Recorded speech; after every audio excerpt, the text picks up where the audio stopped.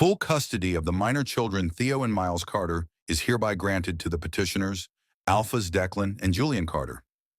The judge's words hit like a freight train wrapped in silk. Clinical. Final. 23 words that just erased 4 years of bedtime stories, scraped knees, and finger-painting disasters from my legal existence. I felt Theo's small hand tighten around 2 of my fingers. His brother Miles pressed against my other side, both of them too quiet for 5-year-olds who usually couldn't shut up about dinosaurs and whether superheroes could beat dragons in a fight. "Papa?" Theo's voice was barely a whisper. "Why does everyone look sad?" I couldn't answer. Couldn't breathe. Couldn't do anything except stare at the mahogany bench where that woman in black robes had just legally kidnapped my kids with a gavel and some paperwork. Across the aisle, they stood like matching bookends of expensive tailoring and perfect posture. Declan, dark-haired and brooding, hadn't looked at me once during the entire hearing. Not when their lawyer painted me as financially unstable. Not when they brought up my studio apartment in Capitol Hill, the one with the leaky faucet I couldn't afford to fix. Not when I actually begged. Julian at least had the decency to look uncomfortable, his golden brown hair falling into those hazel eyes that used to look at me like I was worth something. But discomfort wasn't the same as action, and he'd stood there silent while his brother's lawyer tore me apart. My own lawyer, a kind woman named Patricia, who worked pro bono because I sure as hell couldn't afford better, touched my shoulder gently. "Asher, we need to discuss how long." My voice came out raw. "How long before they take them?" 2 weeks for transition, but we can appeal. There are options. 2 weeks, 14 days, 336 hours before my entire world walked out the door holding someone else's hands. "Papa, I don't understand." Miles tugged at my shirt. "Where are we going?" I dropped to my knees right there in the courtroom, pulling both boys close. They smelled like the strawberry shampoo I'd used on them this morning, mixed with the maple syrup from breakfast and that indefinable kid scent that meant home. 5 years old.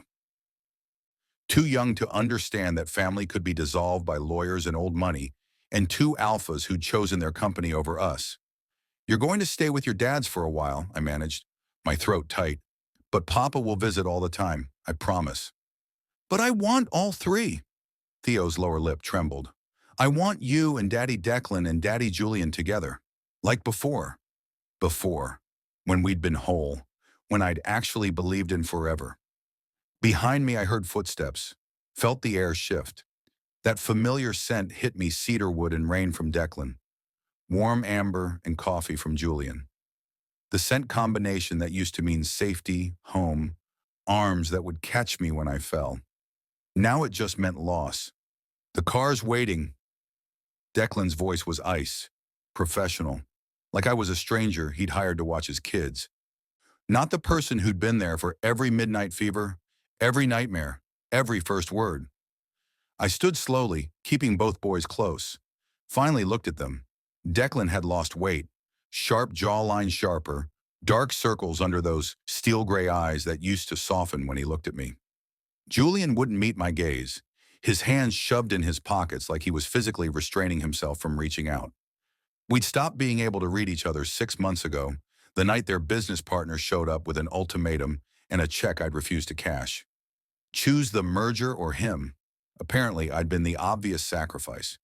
"Asher, don't what?" I cut Declan off, voice sharp. "Don't make this harder. Don't remind you that you're taking my kids? Which part am I not supposed to do?" Something flickered in his eyes. Anger. Maybe. Or regret. It vanished too fast for me to name. "My assistant will coordinate the visitation schedule," Julian said quietly, finally looking at me. His face was carefully blank, practiced. "Your assistant." I laughed, bitter and broken. "Right. Can't have the great Carter twins personally communicating with the Omega they threw away. Might damage the corporate image." "That's not fair." Declan's jaw tightened. "Fair." My voice rose. Several people in the courtroom turned to stare. "Let them." "You want to talk about fair? You let Marcus destroy us? Let him call me a gold digger in front of your entire board. Called our sons." I stopped, breathing hard. You stood there and said nothing. We never called them that. Julian's composure cracked slightly. Never. But you didn't defend them either. I adjusted my grip on the boys, feeling them press closer. You chose the company, the merger, the perfect alpha air life Marcus promised you. So don't talk to me about fair. The bailiff cleared his throat. Folks, you need to take this outside. Declan's hands clenched at his sides. The boys need stability, structure, things you couldn't provide alone. I provided love. The words tore out of me. I provided a home where they were wanted, where they didn't have to be perfect to be cherished. Can your penthouse and your board meetings give them that? Silence stretched between us like a chasm. Miles whimpered. Papa, please don't yell. I closed my eyes, breathed. I'm sorry, baby. Papa's sorry.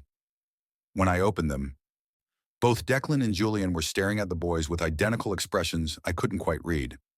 Something soft, aching, almost broken. The car's waiting, Declan repeated, quieter this time. We'll bring them by tomorrow, to get their things. I nodded, couldn't trust my voice. We walked out separately. Me and the boys through one door, Declan and Julian through another. Like we were already strangers. Like we'd never been a family at all. The courthouse steps felt endless. 42 of them, I counted each one as we descended, because focusing on concrete numbers kept me from screaming. Theo's hand in my left, Miles's in my right, both of them uncharacteristically silent. The Seattle afternoon was doing that thing where it couldn't decide between rain and shine, gray clouds threatening but not quite delivering. Typical. Even the weather was being indecisive today. Papa, my tummy hurts. Miles stopped halfway down, his face scrunched up in that way that meant he was either about to cry or throw up, maybe both. I crouched down, ignoring the way my knees protested against the cold concrete. Deep breaths, buddy, in through your nose, out through your mouth, like when we blow out birthday candles, remember? He tried, failed. His little chest hitched. Hey, I kept my voice gentle, brushing his blonde hair back from his forehead. It's okay to feel sad. Papa feels sad too. I don't want to leave, he whispered. Theo pressed closer to my side. Can't we just stay at our house? All of us.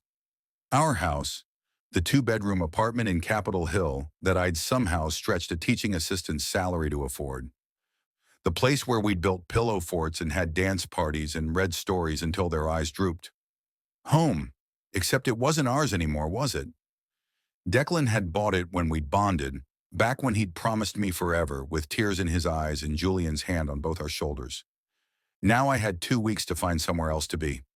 I know, baby, I know. I pulled them both close, breathing in that kid's scent one more time. But you're going to have a great time with your dads. They've probably got your rooms all set up with cool stuff. But you won't be there, Theo said, like it was the most obvious problem in the world. Yeah, kid, that's kind of the whole issue. I'll be a phone call away, I promised, even though the words tasted like lies. Anytime you need me. A throat cleared behind us. I didn't need to turn around to know who it was. Julian's scent hit me first, that warm amber and coffee combination that my body still recognized like a homing signal. Traitor biology. The car's actually around back, he said quietly.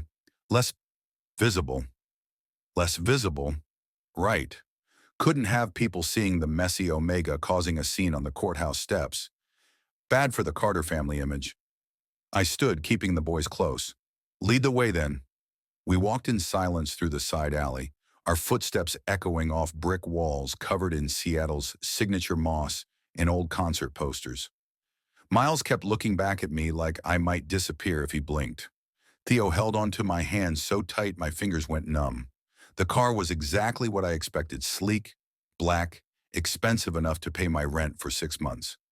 Declan stood beside it, phone pressed to his ear, probably already back to being CEO Declan Carter, instead of the man who used to sing off-key lullabies at 2 in the morning. He ended the call when he saw us. His eyes landed on the boys first, then flicked to me. Something passed across his face too quick to name. The car seats are already installed, he said. Professional, distant, latest safety ratings. Of course they are. I couldn't keep the edge out of my voice. Only the best for the Carter heirs. His jaw tightened. Asher, don't! I cut him off. Just don't! Julian moved forward, kneeling down to the boy's level. At least he still remembered how to be human. Hey guys, want to see something cool? The car has screens in the back that play movies. What movies? Theo asked, interested despite himself. Whatever you want. We downloaded all your favorites. Julian's smile was gentle. Real. God, I'd miss that smile. Even the dinosaur documentary you've watched 17 times. 18, Miles corrected quietly. We watched it again yesterday. 18 then. Julian looked up at me, and for just a second, I saw past the careful mask. Saw the man who used to make terrible jokes while cooking breakfast, who'd held my hand through labor, who'd promised we'd figure it out together. Then the mask slammed back down. We should go, Declan said, checking his watch. Marcus wants us back for the merger signing. Of course, the merger, the whole reason we were here, playing out this nightmare in expensive suits and legal paperwork. Right, I took a breath. Okay, boys, time to go. No, Miles's voice was small but firm. Not without you. Baby, no! Louder now. Theo joined in, both of them clinging to my legs like barnacles. I felt my throat close up. Not here. I couldn't break here. Julian stood, looking helpless. Declan ran a hand through his dark hair, frustration bleeding through his careful control. How about this? I said, kneeling again. You go with your dads now, and Papa will text you tonight, with a funny picture. Deal? What kind of picture? Theo sniffled. The funniest one I can find. Maybe me making a silly face, or that weird pigeon that lives outside the coffee shop. The one with the missing toe? Miles asked. That's the one. Sir Reginald Pigeon, Esquire. I used the ridiculous voice that always made them giggle. It worked barely. Small smiles appeared through the tears. Okay, Theo said finally. But you have to send 2 pictures. Deal. I held out my pinky. They both linked theirs with mine. Papa keeps his promises. I helped them into the car, buckling them into seats that probably cost more than my monthly income. Declan stood by the driver's door. Julian hovered near me, like he wanted to say something but couldn't find the words. Take care of them, I said quietly. Always. Julian's voice cracked slightly. Asher, I don't. I stepped back. Just go. He hesitated, then nodded, got in the passenger seat. The car pulled away. I watched until it disappeared around the corner, taking my entire world with it. Then I stood there in that alley, surrounded by moss-covered brick and old posters, and finally let myself breathe. One breath, then another. I didn't cry, wouldn't give anyone the satisfaction. Instead, I pulled out my phone and called the one person who'd actually shown up for me through all this. Riley? My voice sounded steadier than I felt. Yeah, it's done. Can I crash at yours tonight? I really don't want to go home to an empty apartment. My best friend didn't hesitate. Already making up the couch. I've got wine and that trashy reality show you pretend not to love. You're the best. I know. Now get your ass over here before I drink all the wine myself. I hung up, looked at the courthouse one more time. 2 weeks. I could survive 2 weeks. I'd survived worse. I started walking. No real destination, just movement. The courthouse district bled into Pioneer Square. Tourists snapping photos of the pergola, while homeless kids busked with guitars held together by duct tape in hope. Seattle in all its contradictory glory. My phone buzzed. Unknown number, Mr. Asher Bennett. This is Catherine Morris, executive assistant to Declan and Julian Carter. Per the custody agreement, the children's belongings should be delivered to the following address by Friday, 3 p.m. Mr. Carter requests no direct contact outside of scheduled visitations. A formal schedule will be sent within 48 hours. Please confirm receipt. I stared at the message. Read it twice, 3 times. Mr. Carter requests no direct contact. Like I was a stranger. Like we hadn't spent 3 years building a life together. Like I hadn't been there for every business dinner, every family obligation, every moment they needed someone in their corner. Like I was nothing. My hands shook. I typed back, confirmed. 1 word. That's all I could manage without my phone ending up in the nearest trash can. Another buzz, different number. Papa, Daddy Julian says I can text you now. We're in the car and Miles is already asleep. Are you okay? I miss you. Theo. They'd given him a phone. Of course they had. Probably the latest model with parental controls and GPS tracking and every safety feature money could buy. I stopped walking, right there in the middle of the sidewalk. People flowed around me like water around a stone. I miss you too, buddy. Papa's okay. Tell Miles I love him when he wakes up. Three dots appeared, disappeared, appeared again. Daddy Declan says we have to go now. He says the message cut off. No follow-up. I waited 5 minutes and staring at the screen. Nothing came. What had Declan said? What had he stopped Theo from typing? Move it, asshole! Someone shouldered past me, annoyed at the human obstacle I'd become. Right. Moving. I was supposed to be moving. Riley's apartment was in Fremont, which meant I had a choice. Spend money I didn't have on a rideshare, or take the bus and add another hour to this disaster of a day. The bus won. It always did. I found a bench at the stop, sat down next to a guy who smelled like he'd discovered weed before discovering deodorant. He offered me a hit from a joint that looked like it had been through a war. I declined. You're lost, man. This is premium shit. I'm sure it is. The bus came eventually, packed with the usual Seattle mix of tech workers still glued to their laptops, students with headphones creating their own private worlds, and people just trying to get home. I grabbed a pole near the back, swaying with the motion as the bus lurched through downtown. My phone buzzed again. Riley, ETA. I'm opening the wine now. Also, fair warning, Marcus just showed up on the news. Something about the merger. Want me to record it so you can throw things at his face later? Don't remind me he exists. Be there in 20. The bus crawled through afternoon traffic. Outside the window, Seattle did its thing. Coffee shops on every corner, people walking dogs worth more than my car used to be. The Space Needle rising above it all, like it was judging us. Probably was. I closed my eyes, tried not to think about the boys. Failed spectacularly. Were they scared? Confused? Did they understand why Papa wasn't coming home with them? Theo would probably be asking a million questions, his brain always working overtime. Miles would go quiet, the way he did when things got too big for his 5-year-old emotional vocabulary, and Declan and Julian would handle it. They'd be good dads, I knew that. That wasn't the problem. The problem was that they'd be good dads without me. Fremont Avenue, the automated voice announced. I got off, walked the 3 blocks to Riley's building. The apartment was above a vintage clothing store that smelled like mothballs and broken dreams. Perfect. Riley opened the door before I could knock, holding a wine glass that was definitely not following the suggested serving size. His dark hair was pulled back in a messy bun, tattoos visible on his arms where he'd rolled up his flannel sleeves. You look like shit, he said. Love you too. Get in here. He pulled me inside, shoved the wine glass into my hand. Drink. I've got pizza coming and a list of everyone who deserves to be punched in the face. We can rate them by priority. Is Marcus at the top? Marcus is his own special category called people who deserve to be launched into the sun. Riley guided me to his couch, which was covered in approximately 7,000 throw pillows.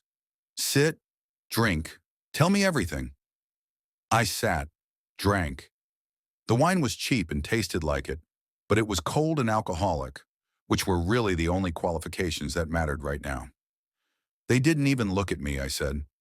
The whole hearing, Declan stared straight ahead like I was invisible, and Julian just stood there, silent. Cowards. Riley settled next to me, his own glass in hand. Both of them. I've been saying this for months. I know. No, you don't know. Because you keep making excuses for them. They chose a business deal over you. Over their own kids. That's not complicated, Ash. That's just shitty. He wasn't wrong. I took another drink. 2 weeks, I said. I have 2 weeks to pack up their entire lives and deliver it to whatever penthouse they bought. 2 weeks before I become a visitor in my own children's story. Riley's expression softened. We'll figure it out. Appeal, new lawyer, something. Patricia said there were options, right? Options that cost money I don't have. I laughed hollow. You know what the judge kept looking at? My bank statements. Like the fact that I can't afford a three-bedroom in Queen Anne means I'm unfit. Never mind that I'm the one who's been there for every nightmare, every fever, every bad dream. Money talks louder than love, apparently. That's bullshit and you know it. Do I? I looked at him. Because the court seemed pretty convinced, and Declan's lawyer made some excellent points about stability and structure and all the things their money can provide. My phone buzzed. Catherine Morris again. Additionally, please note that all communication regarding the children should go through this office. Direct contact with Mr. Declan Carter or Mr. Julian Carter is discouraged. Discouraged. Like I was some obsessed ex instead of the person who'd shared their bed for 3 years. I showed Riley the message. He read it, face darkening. I'm going to kill them. Get in line. I drained the wine. Pour me another? Way ahead of you. He grabbed the bottle, refilled both our glasses. So here's what we're doing. Tonight, we're getting drunk and talking shit about everyone who deserves it. Tomorrow we're making a plan. And if that plan involves slashing their tires, I know a guy. You don't know a guy. I could know a guy. I'm very resourceful. Despite everything, I smiled. Small but real. There he is, Riley said gently. There's my best friend who doesn't let asshole alphas break him. Pretty sure they already broke me. Nah, you're just bent. Bent isn't broken. He clinked his glass against mine. Trust me, I've been bent a few times. You bounce back. The pizza arrived. We ate it on the couch, watching terrible reality TV and rating the contestants by punchability. Riley did provide commentary that had me laughing despite the ache in my chest. My phone stayed silent. No more texts from Theo, nothing from the boys.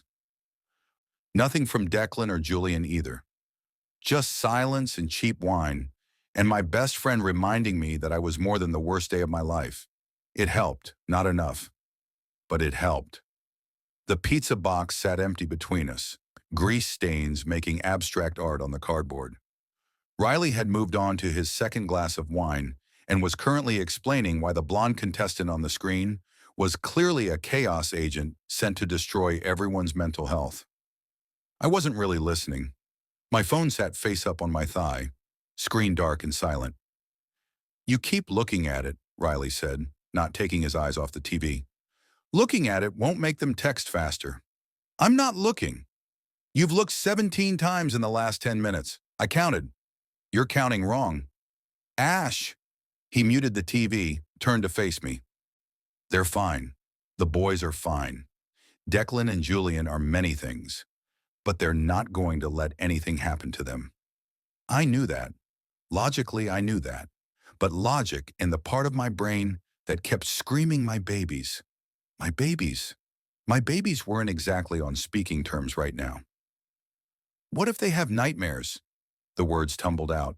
Miles always needs his blue blanket, and Theo won't sleep without the nightlight that looks like the moon. Did they remember? Did I pack those? You packed everything. I watched you make 3 separate lists. But what if I forgot something? What if they're scared and asking for me, and I'm not there? My voice cracked on the last word. Riley set down his wine glass, pulled me into a hug. I let him, pressing my face against his shoulder. He smelled like fabric softener and the clove cigarettes he thought I didn't know about. They have 2 dads who love them, he said quietly, and a papa who would burn the world down for them. That's more than most kids get. Doesn't feel like enough. It never does.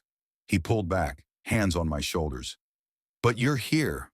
You're breathing. You're not falling apart even though you have every right to. That's something. My phone buzzed. I grabbed it so fast I nearly dropped it. Riley caught it, handed it back with a knowing look. Unknown number. Not Theo, not the boys. Mr. Bennett, this is Dr. Sarah Chen from Bright Minds Preschool. I wanted to reach out regarding Theo and Miles's enrollment status. Given the custody change, we'll need updated paperwork and authorization forms. Could you stop by the office this week to discuss? Right, because losing custody wasn't enough. Now I had to go explain to their teacher why I wouldn't be the one dropping them off anymore. Why I wouldn't be the one volunteering for field trips or bringing cupcakes on their birthdays. What is it? Riley asked. School stuff. I typed back a response. I'll come by tomorrow morning. Thank you for letting me know. You okay? No, but I'm functional, which is basically the same thing. I stood, needing to move. Riley's apartment was small, but I paced the length of it anyway. Kitchen to living room and back. I should go home, deal with the apartment situation. Or, Riley said, you could stay here tonight. The couch is surprisingly comfortable once you remove the decorative pillows that serve no actual purpose. Your couch has 14 pillows. 15. There's one behind the fern. Despite everything, I almost smiled. I need to face it eventually. Might as well be now. At least let me drive you. The bus system after dark is a special kind of hell. You've been drinking.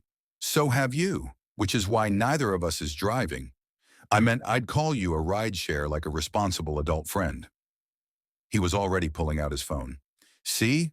Responsibility. I'm very mature. You have a grocery bag full of Halloween candy in your kitchen, and it's April. Halloween candy doesn't expire. That's a fact I just made up but choose to believe. The rideshare arrived 12 minutes later.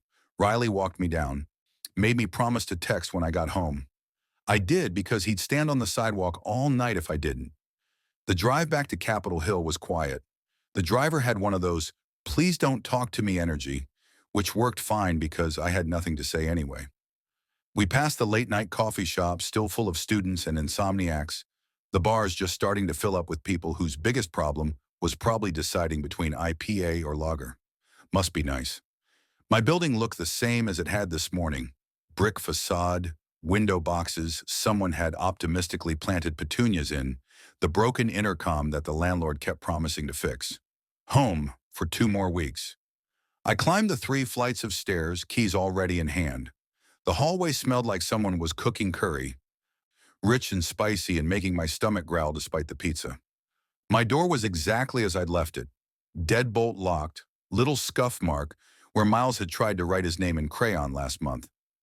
I'd been meaning to clean it off, now I wasn't sure I wanted to. I unlocked it, stepped inside. The apartment swallowed me whole. It was so quiet. No SpongeBob blaring from the TV, no argument about whose turn it was to pick the movie.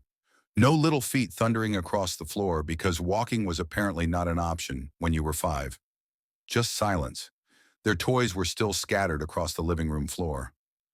Lego castle half built, race cars frozen mid-crash, stuffed animals having some kind of conference on the couch. The art supplies I'd left out this morning still sat on the coffee table, crayons rolling loose because we'd been in too much of a hurry to put them away. We'd been making cards for Declan and Julian. The boys had insisted, even though I'd tried to redirect them to literally anything else.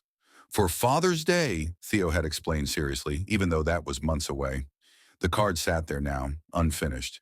Stick figures with yellow hair for Julian, dark hair for Declan, and a smaller figure in the middle with brown hair like mine. Our family, Miles had written in his careful kindergarten handwriting. Our family. I picked up one of the cards. The crayon smudged under my thumb. My phone buzzed again. I almost didn't check it, but the hope was automatic. Pavlovian. Declan's number. My heart did something complicated. The boys are asking for you. Can you FaceTime? Just for a few minutes. I stared at the message, read it again. He'd texted. Directly. Not through his assistant, not through some formal channel. Just Declan, asking if I could talk to my kids. Our kids. Give me 2 minutes, I typed back. I went to the bathroom, splashed water on my face, checked that I didn't look like I'd been seconds away from crying in the middle of my living room. Fixed my hair, took a breath. My phone rang before I made it back to the couch. I answered. The screen filled with 2 faces I knew better than my own. Papa! Theo's voice crackled through the speaker. You answered. Of course I answered, buddy. I always answer for you guys. I settled on the couch, angling the phone so they could see me better. How are you? How's the new place? Big, Miles said. He was already in pajamas, blue ones with rockets on them. Really, really big. And it has a game room, Theo added, with a TV bigger than our whole wall. Wow, that's pretty big. But there's no kitchen table, Miles continued, and my heart clenched. We ate on the counter. It was weird. Our kitchen table had been tiny, scratched from years of use before I'd found it at Goodwill. But we'd eaten every meal there. The three of us squished together, knees bumping, the boys telling me about their days in overlapping, excited bursts. "You'll get used to it," I said, keeping my voice steady. "New places always feel weird at first." "When can you come see it?" Theo asked. The question hit like a punch to the solar plexus. I opened my mouth, closed it, tried to find words that wouldn't break them. "Soon," I managed. "Papa will visit soon. I promise." "But when?" Theo pressed, because of course he did. Kid had a future in law with that persistent questioning. "Tomorrow? Can you come tomorrow?" Behind them, I caught movement. Someone walking past. The angle shifted, and suddenly Declan's face filled a corner of the screen. He looked tired, hair disheveled like he'd been running his hands through it. His eyes met mine through the camera. "Boys, why don't you show Papa your rooms?" he said. His voice was careful, controlled. "I'm sure he'd love to see them." Smooth redirect. I'd give him that. "Okay." Miles grabbed the phone, and the image became a blur of motion and ceiling. "Come on, Theo!" Their voices faded as they ran off, leaving me staring at what looked like a very expensive light fixture. Then the camera moved again, steadied. Declan's face filled the screen. Closer now, alone. "Hey," he said quietly. "Hey." My throat felt tight. "Thanks for letting them call. They wouldn't sleep without talking to you first." He glanced away, jaw working. "Julian tried reading them 3 different books. Nothing worked. Miles likes the one about the bear. The rhythm helps him relax." "I know." Something flickered across his face. "I remember." Silence stretched between us, awkward and loaded. 6 months ago, silence between us had been comfortable. Easy. Now it felt like standing on opposite sides of a canyon, shouting across the gap. "Declan." I needed to say something. Anything. "About earlier, in the courthouse, I shouldn't have don't." He cut me off. "You had every right to be angry. That doesn't mean I should have yelled in front of them. They've heard worse." His expression darkened. "Marcus made sure of that." Marcus, the business partner. The one who delivered the ultimatum that destroyed us. I felt my hands clench around the phone. "Is he there?" The question came out sharper than I intended. "At the penthouse?" "God, no." Declan's response was immediate, almost visceral. "He's never allowed near them." That was the one line we drew. We, Declan and Julian, a unit, a team, just not one that included me anymore. "Generous," I said, his eyes narrowed. "Asher." "What?" "I'm just appreciating the boundaries. Really shows you've got your priorities straight now." "That's not fair." "You keep saying that. Fair. Like you get to define what fair means after you took my kids and moved them into a penthouse I'll never be able to afford to visit comfortably." "They're our kids," Declan said, voice low and dangerous. "Not just your. Could have fooled me when your lawyer was arguing I was unfit."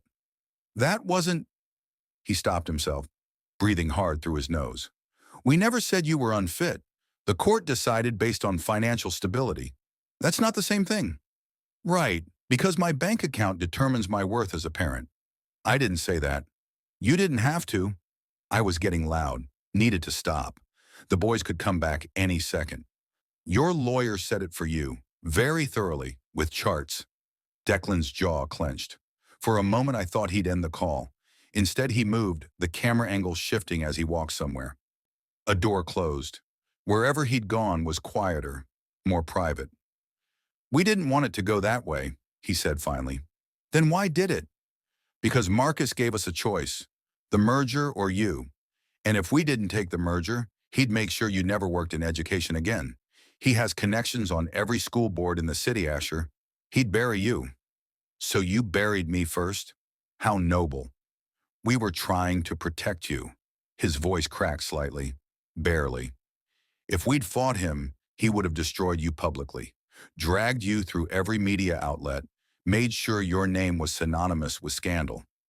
At least this way, you're just separate.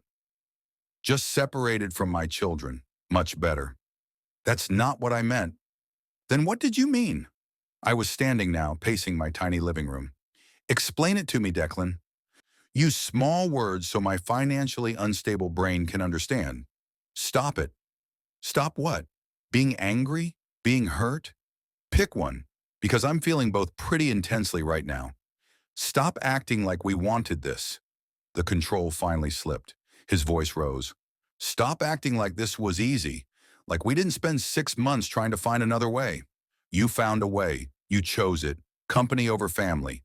We chose survival over destruction. He was fully yelling now. I heard it echo wherever he was. Marcus would have ended you, Asher. Your career, your reputation, everything. And for what? So we could keep playing house in an apartment held together with duct tape and hope? The words landed like slaps. Playing house, she repeated slowly. Is that what we were doing? Declan's face went pale. I didn't mean, no, please, continue. Tell me more about how our life together was just pretend. I'm fascinated. Asher, that came out wrong. Did it? Because it sounded pretty clear to me. My hands were shaking. We were playing. Temporary. Not real enough to fight for. That's not what I said. It's what you meant. I could barely see the screen through the anger blurring my vision. You know what? I think we're done here. Don't hang up. Why not? You already did 6 months ago. I'm just making it official. The boys can call me tomorrow. On the schedule your assistant will send. Like strangers do. We're not strangers. No, I agreed. Strangers would treat each other with more respect. I heard his sharp intake of breath. Watched something break behind his eyes. Good. Let him hurt. Let him feel even a fraction of what he'd put me through. Papa! Miles's voice in the background getting closer. Papa, come look. Declan's expression shifted, composed itself. Back to the mask. Coming, buddy. He looked at me one more time through the camera. This conversation isn't over. Yeah, it is. I kept my voice steady. Put the boys back on. I want to see their rooms. For a second, I thought he'd argue. Then he nodded, and the screen filled with excited 5-year-olds again, chattering about bunk beds and windows that looked over the whole city. I smiled, responded, made all the right noises while my chest felt like something had reached in and twisted. Declan didn't appear on camera again. When we finally said goodnight, promises of tomorrow and I love yous exchanged, I sat in my silent apartment and stared at nothing. Playing house. My phone buzzed. Julian this time. He didn't mean it the way it sounded. I didn't respond. Just set the phone down and looked around at the apartment that had been our home. The place where we'd played house for 3 years. The phone buzzed again. Julian wasn't giving up. Please, Ash. Can we talk? Just 5 minutes. I picked it up, typed. No, 3 minutes. 2. I'll take anything. What part of no is confusing for you? The part where you won't let me explain. There's nothing to explain. Declan made it pretty clear what our life together meant to you both. 3 dots appeared, disappeared, appeared again. That's not fair and you know it. I laughed, harsh and broken. Typed back, your brother loves that word. Fair. Should get it tattooed on your matching Mercedes or whatever twins with too much money drive these days. We drive a Tesla. Oh, good. Saving the planet while destroying my life.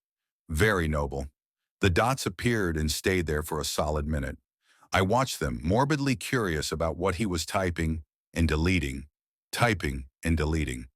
Finally, can I call you? No, please. God, I was weak. That single word in Julian's particular brand of desperate politeness had always been my kryptonite. He knew it too, the bastard. My finger hovered over the call button. I pressed it before I could think better of it. He answered on the first ring. Thank you. You have 2 minutes. Talk fast. Declan's an idiot. Julian's voice came through clear. That slight rasp he got when he was tired. What he said about playing house, he was angry and it came out wrong. You know how he gets when he's cornered. I know how he gets when he's making excuses for shitty behavior, yeah. That's not what this is, isn't it? I moved to the window, looked out at Capitol Hill's nighttime landscape. Because, from where I'm standing, it looks exactly like that. You both made a choice. Own it. We made the only choice we could. Bullshit. The word felt good. I should swear more often. You had options. You chose the easy one. Easy? Julian's voice cracked. You think any of this has been easy? Watching you pack up and leave? Seeing the boys cry themselves to sleep for weeks? Waking up in a bed that feels wrong because you're not in it? Then why? Because Marcus threatened to ruin you. The control shattered. Julian never yelled. Never. But he was yelling now. He had files, Asher. Documented every time you called in sick for the boys, every parent-teacher conference you left work early for, every single moment you chose them over your job. He was going to frame you as negligent and unprofessional and make sure you never taught again. I gripped the windowsill. He couldn't. He could. He had lawyers ready to file complaints with the education board. Character witnesses lined up to testify you were unreliable. Parents from the boys' preschool willing to say they'd seen you struggling. He manufactured an entire case against you. My stomach dropped. You're lying. I wish I was. Julian's breathing was ragged. We had two options. Take the merger, let him fold his company into ours and he'd bury the files, or refuse, and he'd destroy you so thoroughly you'd never recover. Those were the choices, Ash. Not easy ones. Impossible ones. So you chose yourselves. We chose you. The words exploded out. We chose to take the hit, to be the bad guys, to lose you and hate ourselves for it, because at least you'd still have your career, your dignity, something left after we were gone. I couldn't breathe. The window glass felt cold against my forehead. You took my kids, I whispered. The custody thing. Julian's voice broke completely. That wasn't supposed to happen. Marcus pushed for it after. Said if we didn't pursue full custody, he'd activate the files anyway. Claimed we needed to protect our investment by ensuring stable family optics for the merger. Protect your investment. I tasted bile. That's what we are, an investment? No, God, no, Asher. You have to understand. I don't have to understand anything. I pushed off the window. You both made choices. You keep making them. And every single one leaves me with less than I had before. We're trying to fix it. By communicating through assistance? By making me deliver my children's belongings like I'm a courier service? By having your lawyers paint me as unstable in court? My voice rose. That's fixing it. We're stuck, Julian said desperately. Marcus is watching everything. If we step out of line, if we show any sign of... He stopped. Of what? Silence stretched between us. Julian. Of what? Of still being bonded to you. His voice dropped to barely a whisper. The bond never broke, Ash. We never severed it. And if Marcus finds out, if he realizes we're still connected, he'll use it. He'll claim we're compromised, unreliable, and the custody agreement has a clause. What clause? If either of us is found to be in an unsevered bond with a separated partner, custody defaults to the state pending psychological evaluation.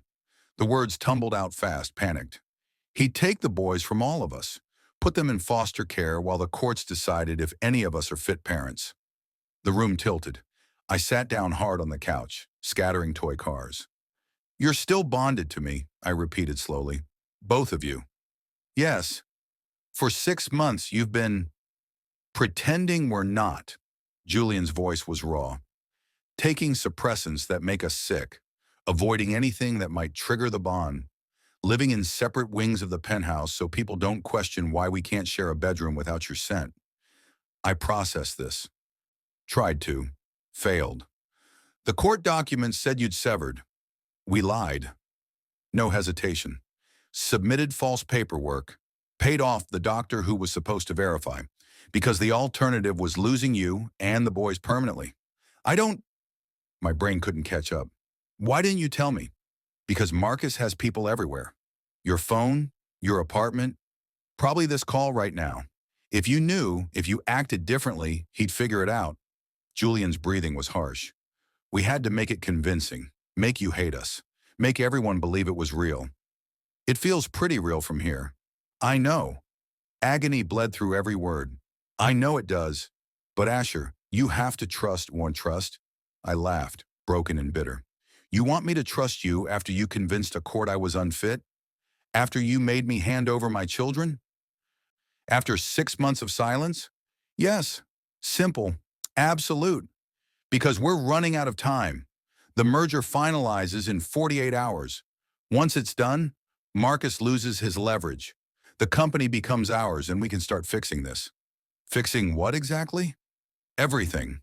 His voice softened. The custody agreement. The bond. Us. There is no us. There's always been us. Julian's voice dropped lower. Intimate. Even when we were pretending. Even when Declan said stupid things he didn't mean. Even when you were rightfully furious. There's always been us, Ash.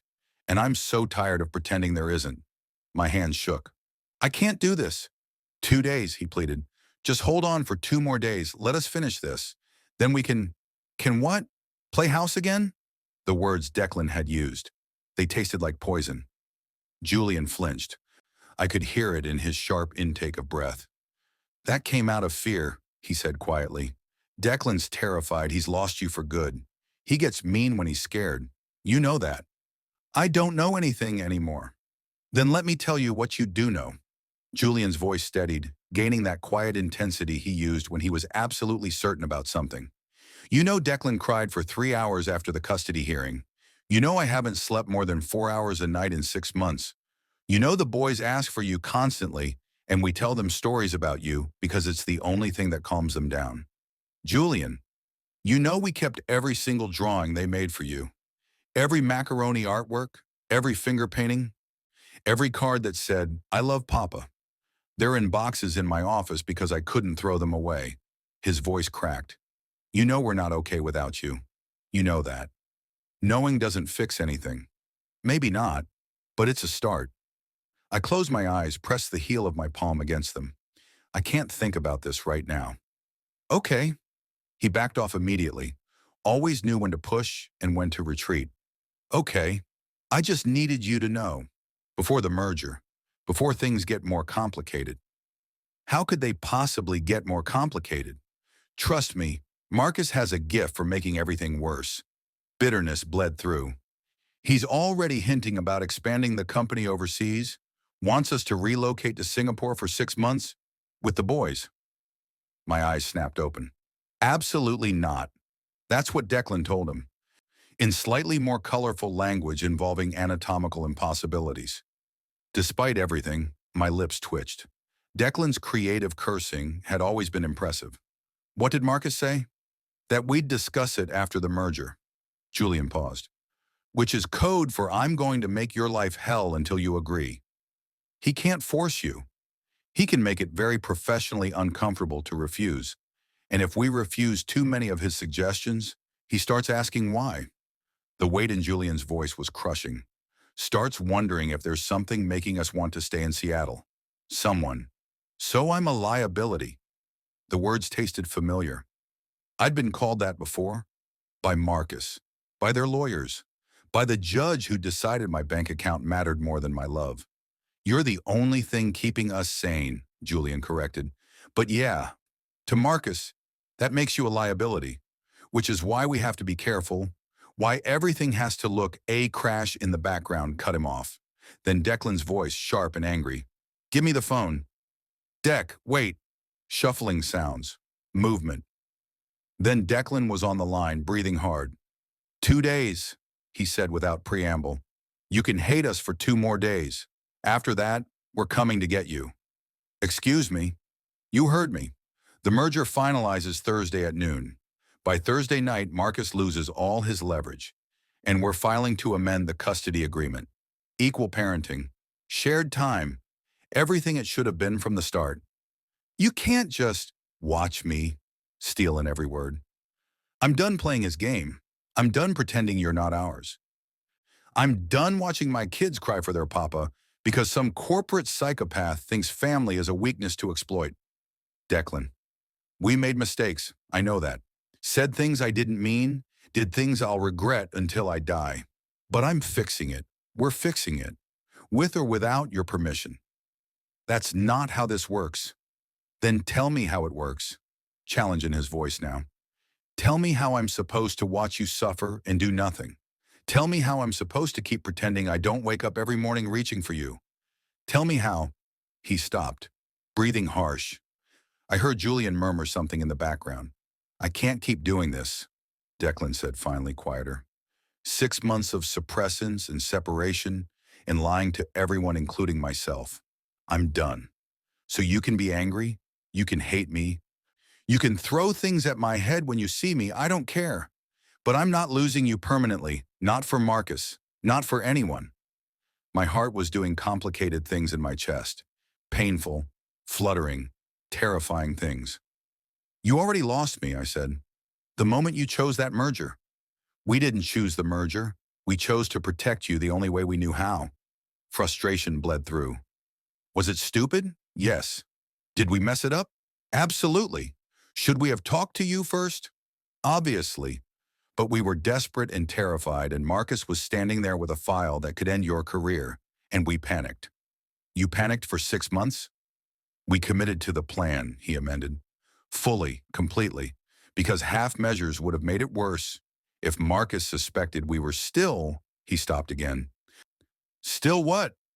Still in love with you. Simple. Devastating. Which we are. Embarrassingly. Pathetically. Julian writes your name in his sleep. I've gone through 4 punching bags at the gym. We're a disaster without you. Good. The word came out sharp. You deserve to be disasters. Yeah, we do. He didn't even argue. We deserve a lot worse than that. But the boys don't. And they need you, Ash. They need all 3 of us, not this broken, separated bullshit we've been forcing them through. Don't use them to manipulate me. I'm not. I'm using them to remind you what's important. Because I know you, and I know you're sitting there right now trying to convince yourself that it's better if you just walk away, that we all move on, find some noble sacrifice angle that lets you hurt alone. He wasn't wrong. I hated that he wasn't wrong. 2 days, Declan repeated. Give us 2 days to end this nightmare. Then decide if you want to fight for us or walk away. I shouldn't have to fight for my own family. No, you shouldn't. But we live in a world where people like Marcus exist, and sometimes you have to fight anyway. His voice softened. I'm not asking you to forgive us. Not yet. I'm asking you to let us fix what we broke. Let us try. I looked around my apartment, at the toys scattered everywhere, the unfinished cards on the coffee table, the life we'd built that they dismantled with lawyers and money and fear. I don't know if I can trust you again, I said honestly. Then don't. Declan's response was immediate. Don't trust us. Trust yourself. Trust that you'll know if we're lying. Trust that you're strong enough to walk away if we fail you again. That's not 2 days, Ash. That's all I'm asking. Let the merger finalize. Let us handle Marcus. Then we'll sit down, all 3 of us, and figure out what happens next. No lawyers, no intermediaries, just us. I wanted to say no, wanted to hang up and block both their numbers and move forward alone because alone was simpler. Alone didn't hurt like this, but I'd never been good at simple. Fine, I heard myself say. 2 days, but I'm not promising anything after that. I'll take it. Relief flooded his voice. Thank you. Don't thank me yet. If you screw this up, we won't. You don't know that. I do. Absolute certainty. Because losing you once nearly killed us. We're not surviving it twice. Silence filled the line. Heavy. Loaded. 6 months of hurt and hope tangled together into something I couldn't name. I should let you sleep, Declan said finally. It's late. It's barely 11. You're always asleep by 10. You get cranky without your full 8 hours. The fact that he remembered that, remembered my ridiculous sleep schedule and what it meant when I didn't follow it, did something dangerous to my resolve. I'm plenty cranky with 8 hours, thanks. True. I could hear the almost smile in his voice. But it's a manageable cranky. Sleep-deprived Asher once threatened to fight a parking meter. It was being unreasonable. It was a machine. It ate my quarters and didn't give me time. That's theft. I was smiling despite myself. Damn him. I stand by my actions. You tried to kick it. I was making a point. You hurt your foot. The meter knew what it did. Declan's laugh was soft, surprised, like he'd forgotten how. I missed this. The admission hung between us. Dangerous. True. Yeah, well, I didn't know how to finish that sentence. Missed him too? Wanted to hate him but couldn't quite manage it? Settled for, your 2 days start now. Don't waste them. We won't. He paused. Asher? What? Sleep well. And if you need anything, anything at all, I'll call Riley. The words came out sharper than intended. Your 2 days don't include me needing you. They include you fixing this mess. Fair enough. He took the hit without arguing. Good night, Asher. Night. I ended the call before he could say anything else. Before I could say anything else. Before the whole conversation could get more complicated than it already was. My apartment felt different now. Same toys on the floor, same unfinished cards, same everything. But the silence had changed. Less empty, more like waiting. I hated it. My phone buzzed again. If it was Declan or Julian, I was throwing the damn thing out the window. Riley. Update. Did you survive? Do I need to hide bodies? I know a guy who knows a guy. You don't know a guy. I could acquire a guy. For you, I'd expand my criminal network. Your criminal network is the barista who gives you free refills. Hey, Marcus is very connected. He's seen things. Marcus the barista has seen too much espresso consumption. Different kind of crime. Still counts. Anyway, you good? Need me to come over? I looked around the apartment, at the boys' toys, the space that had been ours and now was just mine.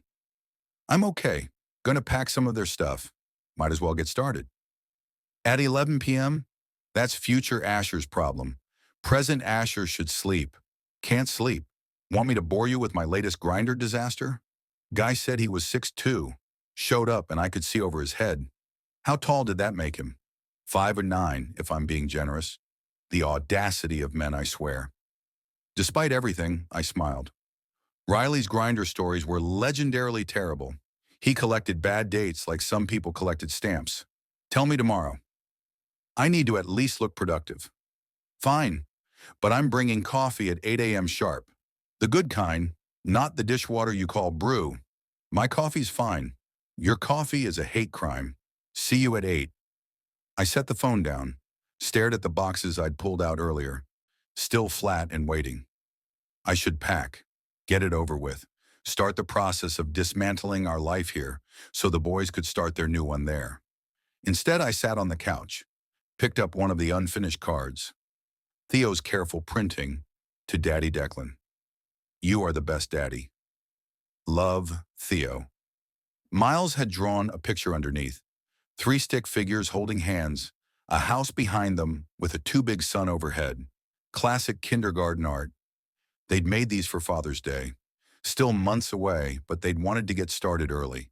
Had been so excited about keeping it a secret. Now the cards sat here, unfinished. Abandoned mid-project because the dads they'd been making them for had taken them away from the papa who was helping them create them. I set the card down carefully, picked up another. This one was Miles's. To Daddy Julian. Thank you for the pancakes. You make them the best. Julian did make good pancakes. Light and fluffy, with faces made of berries and chocolate chips. The boys had always requested them for special occasions, and Julian had never said no. I wondered if he still made them, if the boys asked for them in their new penthouse kitchen with counters too high to sit at. My phone buzzed. Different number this time, not saved in my contacts. Mr. Bennett, this is Marcus Webb. I believe we need to talk about the boys' future. Would you be available for coffee tomorrow morning? Say 9 a.m. at the Starbucks on Pike? I have a proposition that might interest you. Every muscle in my body went rigid. Marcus. The man who'd orchestrated all of this, who'd forced Declan and Julian into an impossible choice. Who'd manufactured evidence to threaten my career? Who was apparently still not done destroying what was left of my life? I stared at the message, read it again, tried to figure out the angle. A proposition that might interest you. Nothing Marcus proposed would interest me unless it involved him developing sudden amnesia and forgetting our family existed. I should delete it, block the number, tell Declan and Julian immediately. But what if he knew something? What if meeting him gave me information I could use? What if no? That was stupid, dangerous. Exactly the kind of thing that got people in deeper trouble than they'd started with. I typed back, "I'm not interested in anything you have to say." Three dots appeared immediately.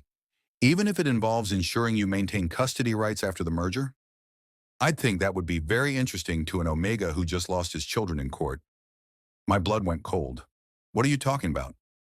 "Tomorrow. 9 a.m., come alone, or the offer disappears." The dots vanished. No more messages. I sat there, phone clutched in my hand, heart hammering against my ribs. This was a trap, obviously. Marcus didn't do anything out of kindness. If he was offering me something, it came with strings attached. Probably strings that would strangle me. But what if he was serious? What if there was a way to fix the custody situation without waiting for Declan and Julian's 2-day deadline? What if I could get my boys back now instead of hoping their plan worked? My phone buzzed again. "Julian this time. Just got an alert that Marcus contacted you. Do not engage. Do not meet with him. He's trying to manipulate you. Whatever he offered, it's a lie." So they were monitoring my phone, or Marcus's communications, or both. "How do you know he contacted me?" "We have his messages flagged. Security measure." "Ash, please do not trust anything he says. He's setting a trap." Maybe. Or maybe he's the only one offering me an actual solution instead of asking me to wait and trust people who already broke that trust once. That's not fair. Your brother loves that word. You should both get matching tattoos. Asher. I turned the phone face down. Couldn't deal with this. Not tonight. Not when my head was spinning and my chest was tight and everything felt like it was spiraling out of control again. 9 in the morning. Pike Street Starbucks. Alone. I had 8 hours to decide if I was stupid enough to walk into Marcus Webb's trap. I didn't sleep, just laid on the couch staring at the ceiling while my brain ran through every possible scenario. Most of them ended badly. Some ended catastrophically. None ended with me making the smart choice. By 6 a.m., I'd made a decision. Probably the wrong one. Definitely the reckless one. But it was mine. I texted Riley, "Change of plans. Meet me at Pike Starbucks at 8:45. Don't ask why, just be there." His response came immediately. "This sounds like a terrible idea." I'm in. At 8:30, I was showered, dressed in my most professional, I'm not intimidated by corporate psychopaths outfit, and walking out the door. The morning air was crisp, that particular Seattle chill that promised rain later. My phone had 17 missed messages from Julian and 3 from Declan. I ignored them all. Riley was already at the Starbucks when I arrived, 2 cups in hand. He took one look at my face and said, "Okay, who are we confronting, and do I need to throw hands?" "Marcus Webb. And no, you're here as witness, not muscle." His eyes went wide. "The Marcus Webb? Business partner who ruined your life, Marcus Webb?" "That's the one." "Ash, this is a terrible idea, I know, but I need to hear what he has to say." I took the coffee he offered. "And I need someone here who'll call the cops if he tries to murder me." "That's what we're working with? Murder as the baseline concern?" Riley sat down at a corner table with clear sight lines to the door. "You really know how to show a guy a good time." At exactly 9 a.m., Marcus walked in. He looked like every corporate villain in every movie, silver hair, perfectly styled, suit that cost more than my rent, smile that didn't reach his eyes. He spotted me immediately, glanced at Riley with mild annoyance, but sat down anyway. "Mr. Bennett, punctual. I appreciate that." He didn't offer to shake hands. "And you brought a friend." "Witness," I corrected, "in case you say anything that needs to be repeated in court later." His smile widened. "Smart. I can see why Declan and Julian were so attached." The way he said attached made my skin crawl. "You have 5 minutes," I said. "Talk." Marcus leaned back, completely comfortable, like this was his territory and I was just visiting. "The merger finalizes tomorrow. Once that happens, I'll own 49% of Carter Industries. Declan and Julian will maintain 51% controlling interest, but I'll have significant influence over company decisions." "Congratulations. What does this have to do with me?" "Everything." He pulled out a tablet, slid it across the table. This is a contract. Very simple terms. You sign it, agree to relocate to Singapore with the boys for 6 months while we establish the Asian branch, and I'll withdraw my objections to the custody modification. I stared at the screen. You want me to move to Singapore? With full financial support, housing, education for the children, a generous living stipend, you'd want for nothing. Except my home, my job, my entire life. Temporary sacrifices for permanent security. Marcus's eyes were cold.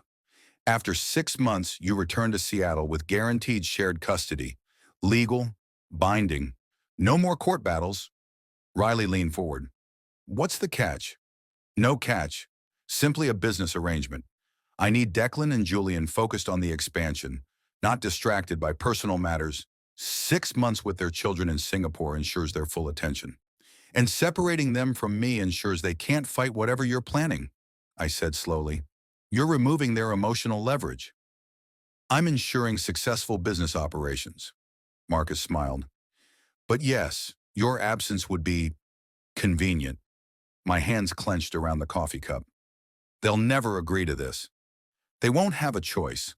The contract stipulates that if they attempt to block the relocation, custody defaults to you with the provision that you maintain primary residence, wherever I determine is best for company operations.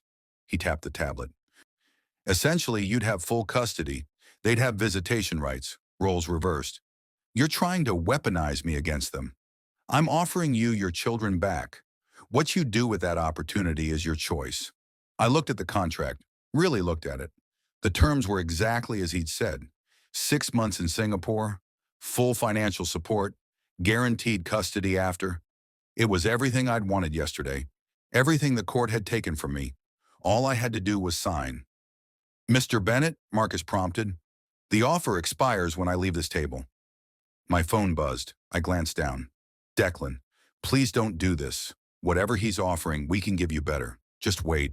Trust us. Please, trust them. The men who'd asked for 2 days, who'd promised to fix everything, who'd broken me once and were asking for the chance to do it again, or I could sign, take control, get my boys back on my terms. I picked up the tablet. Riley's hand covered mine. Ash, think about this. I have been. All night. I looked at Marcus. If I sign this, what happens to Declan and Julian?